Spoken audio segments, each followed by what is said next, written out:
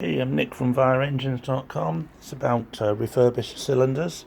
So this is a Vire 7 cylinder you can see here today. And I've done this for a customer who had a priority order from the EU. And it's finished now. But I just want to show you the sort of standards that I do. So initially I pulled this off of an engine thinking it was okay.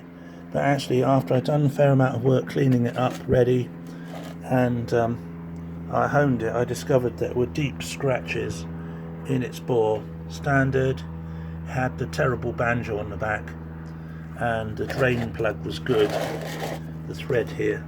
So I thought it was a good candidate, but I decided that's not even going in the eco engine.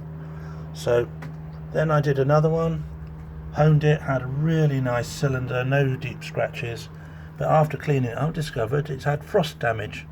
The jacket's all cracked, so that was a waste of time. Finally, we've got this unit, which had a lot of work, had a completely ruined, solid with rust drain plug, which I pulled out. That's thrown away now, and I've cleaned out the thread. I had to chisel out the drain gallery. The core plugs were rotten, full of rust. That's all been taken out and cleaned inside.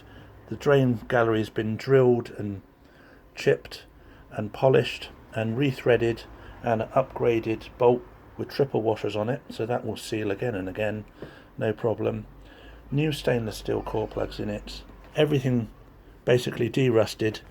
Then it's had priming paint, which is this etch primer I use, and that neutralises any remaining corrosion pretty well, because I don't take it to bare metal with shot blasting. This is not mil spec, this is my standard in-house paint job. And then what I've done is I've got rid of the original banjo, which is keeps blocking these things. If you have them, they fit underneath the cylinders, they've got small holes in the bolts and they block, so don't use them, especially if you have silicone glue in the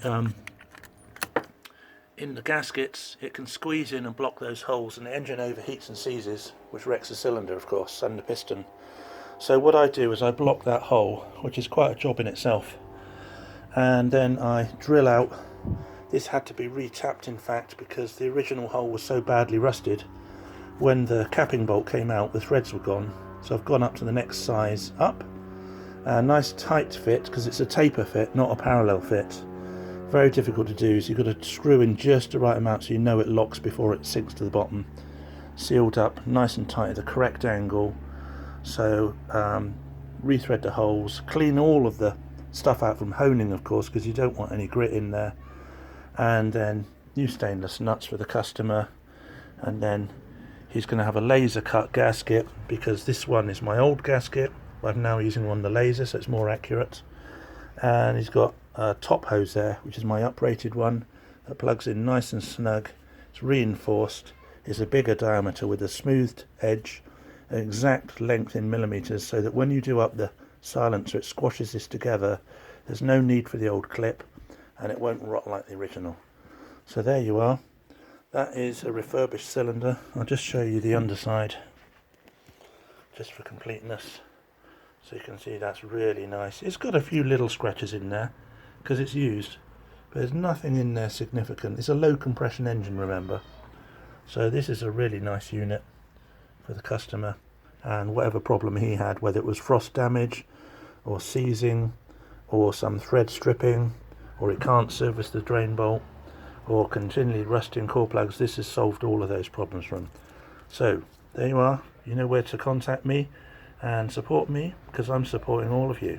Thanks.